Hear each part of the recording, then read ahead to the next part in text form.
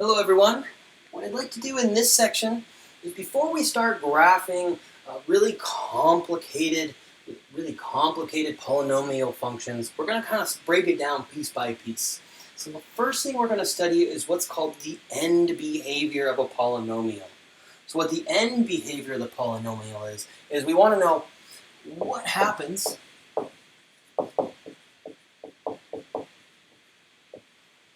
to a polynomial when x gets really large. So when x is getting closer to infinity, when I'm plugging really large values in, and what happens when I plug in really big negative values? So I want to know what happens to the polynomial as I plug in really large values. What happens to the polynomial when I plug in really large negative values? Okay, so just kind of what this means here, this is kind of calculus notation. This is a pre-calculus class. What this means is, this says x goes to infinity. What this means right here is x goes to negative infinity. Okay. So let's just do a couple examples of just kind of using this notation. So let's say I have the function f of x is equal to x squared. So we know what this graph looks like.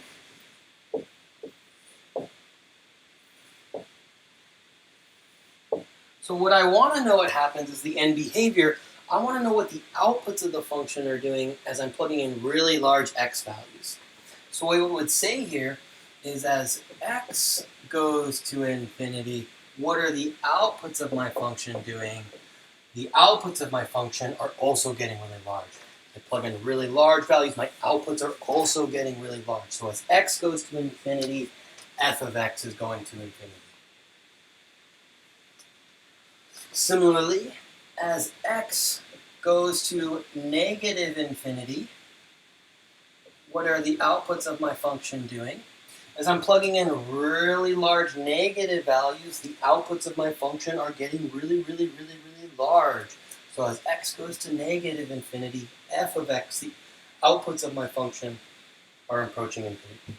This is what I mean by the end behavior. We're happening at the two ends of the graph. As another example, what if this is now x cubed instead? If this is x cubed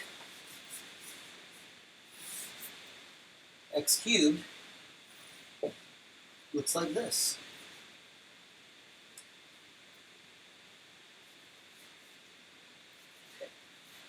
So in this case,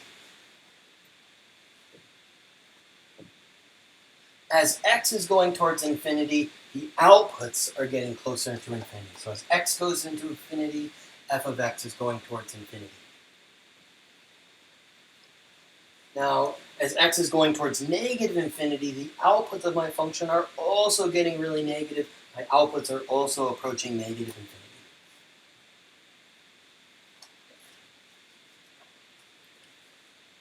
Let's do another one. Let's say instead of x squared, let's say it's negative x squared.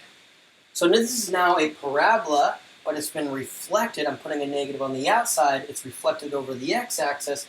All the outputs of my function, I'm taking all my outputs and I'm now making them negative. This is a reflection over the x-axis. So the graph looks like this. So we have that as x is going towards infinity. As x is going towards infinity, the outputs are also, as x is going towards infinity, the outputs are getting closer to negative infinity. We have that f of x is going towards negative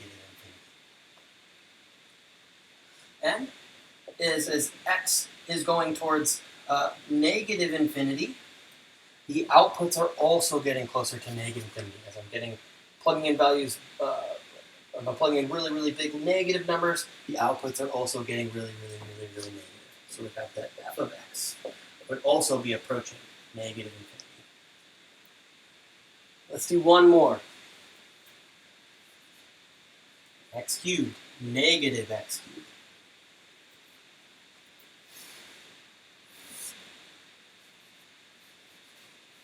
Okay.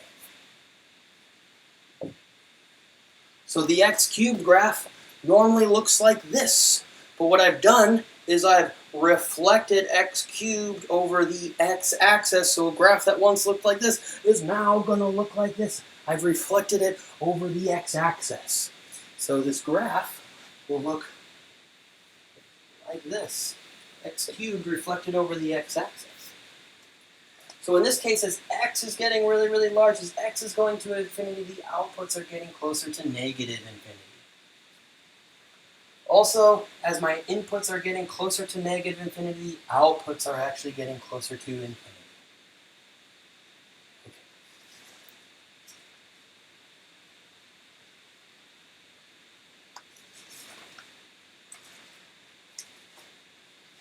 So let's talk about the end behavior of something that's a little bit more complicated. I guess just as a comment really quick, I would have the same end behavior here if I replaced the 3 with a 5. This one, if the 5 was a 7. If this was a 101. So in this case, I would have this end behavior, this exact end behavior, if n is even. And you could do this exact same thing with the other examples I showed you. You want to generalize this idea. Okay, so now what happens if I have more than just one term? What if I have multiple terms? How can I figure out the end behavior of something more complicated? Well, let's think about it.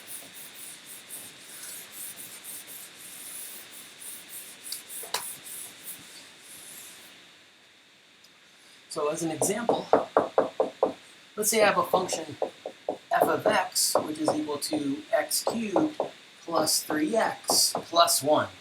The question that we have here is what happens as x gets really, really large, and what happens as x gets really, really negative? What is the end behavior here? So this is my argument here. It turns out that, I guess, what happens, let's first think about what happens as x goes to infinity here. Well, I argue that as x gets really, really big here, actually this function will pretty much be approximately the same thing as x cubed. They won't vary too much from one another as long as I'm plugging in really large values. So what I'm trying to say here is when we have a really, really, really large, when we have a polynomial and it has more than just one term in it, what I'm trying to argue to say is that a polynomial will always have the end behavior of its leading term. And let me give you an argument of why. Let's just go ahead and make a table. So the question is why? Let's just see it from a table. Why is this true here? I mean, the main reason is that x cubed grows much faster than 3x, or just x in general. Let me make a table for you. So let's say we have x cubed plus 3x plus 1, and let's compare that to just, I don't know, let's compare that to just x cubed. And let's plug in values. How about x equals 10, x equals 100, and how about x equals 1,000? So I encourage you to pause the video and plug in the value 10 into this polynomial and into this polynomial to see what the outputs would be.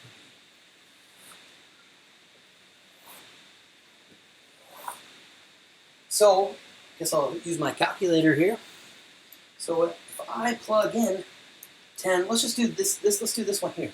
This will be the easier table to fill out. So 10 cubed, 1,000.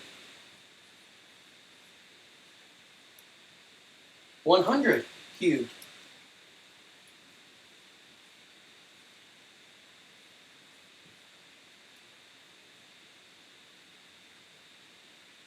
It's like we have 1,000,000. If I plug in 1,000, you get 1, 0, 0, 0, 0, 0, 0. How many zeros do I have? 1, 2, 3, 4, 5, 6, 7, 8, 9. 1, 2, 3, 4, 5, 6, 7, 8, 9. But now let's say I do it for x cubed plus 3x plus 1. So 10 cubed plus 3 times 10 plus 1, I'm getting out 1,031. Notice that these don't vary too much from one another. They're off by 31. But if I plug in 100, 100 cubed plus 3 times 100 plus 1, I get 1,000,301. So this is a million and an extra 301. Notice that these are pretty much the same number. If I plug in 1,000, 1,000 cubed plus 3 times 1,000 plus 1, I get 1,000,003,001. Notice that these are not too far off from one another. So what I'm saying here is as x is getting really, really, really large, these two functions are approximately the same. So what are we learning? What did we learn from this? What we're learning is whenever we have a polynomial, its end behavior behaves exactly how the end behavior of the leading term behaves. So let's write that up. This is our first step.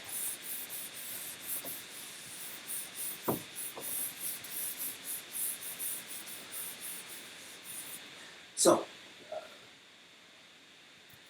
start.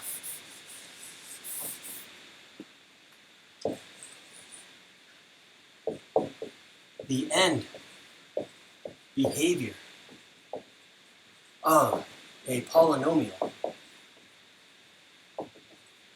is the same as the end behavior of its leading term.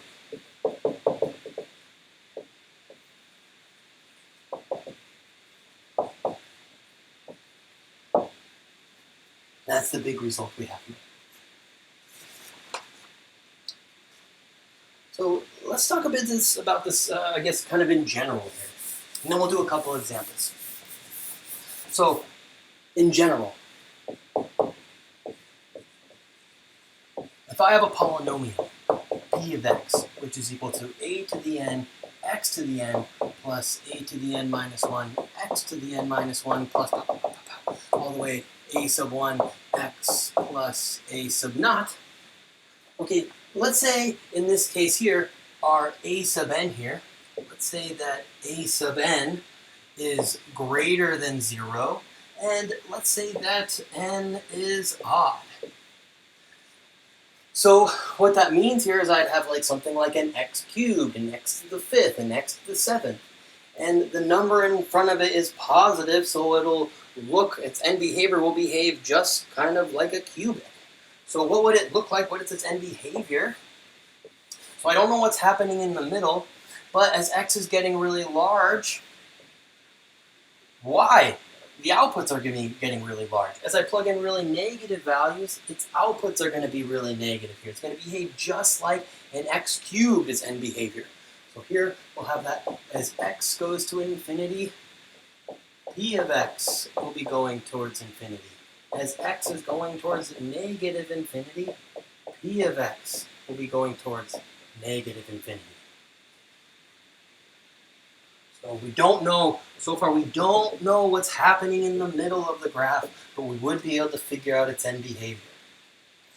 Okay, well, what if n is even? What if n is even? Then this would be something like x to the 4th, x squared, x to the 100th. That's going to look kind of at the end, it'll look just like a parabola. So it'll have that same end behavior. So I don't know what's happening in the middle. I have no idea what's happening in the middle, at least not yet. But I know its end behavior will behave just like a smiley face parabola.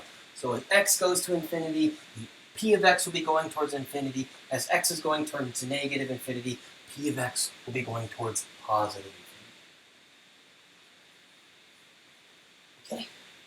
Well, what if a sub n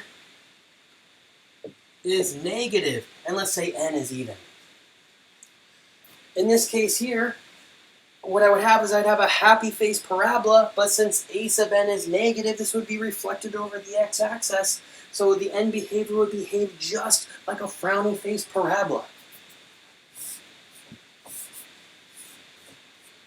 It would behave just like a frowning face parabola at the ends. I don't know what's happening in the middle. Maybe it looks something like this. Okay? If it's positive, so as x goes to infinity, p of x would be going towards negative infinity. As x goes to negative infinity, p of x would be going towards negative infinity. In the last general case, what if a sub n is positive and n is even? It would behave just like a smiley face parabola.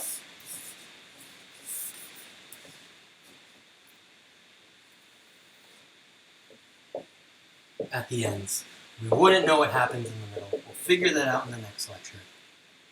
But what I have is as x goes to infinity, p of x would be going towards infinity. As x goes to negative infinity, p of x would be going towards positive infinity. So that's how we discuss end behavior. Let's see some examples with some real numbers. Stop being so general.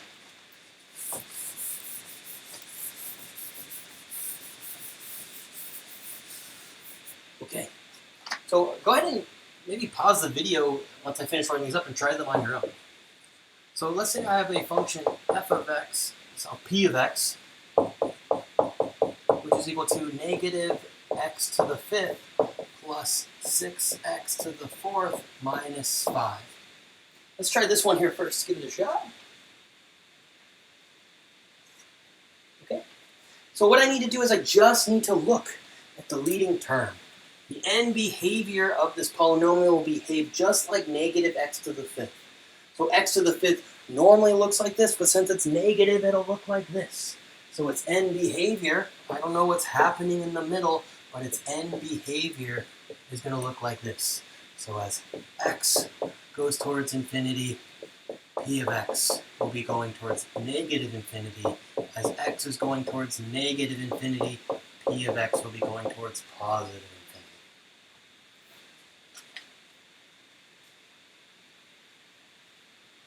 Let's do another one.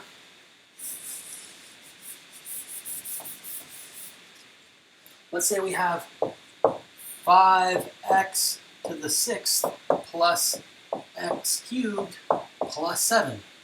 Go ahead and pause the video and try this on your own. In this case, the leading term is 5x to the sixth, so its end behavior will behave a lot like x to the sixth. So what will that look like? Touchdown! It will be a happy face parabola. Its end behavior will look like this. I don't know what's happening in the middle. I don't know. We'll figure that out in the next lecture. What I do know is that as x goes to infinity, p of x will go towards infinity. As x goes towards negative infinity, p of x will be going towards positive infinity. I hope that was helpful. We'll see you in the next lecture where we figure out what happens in the middle. We'll see you there.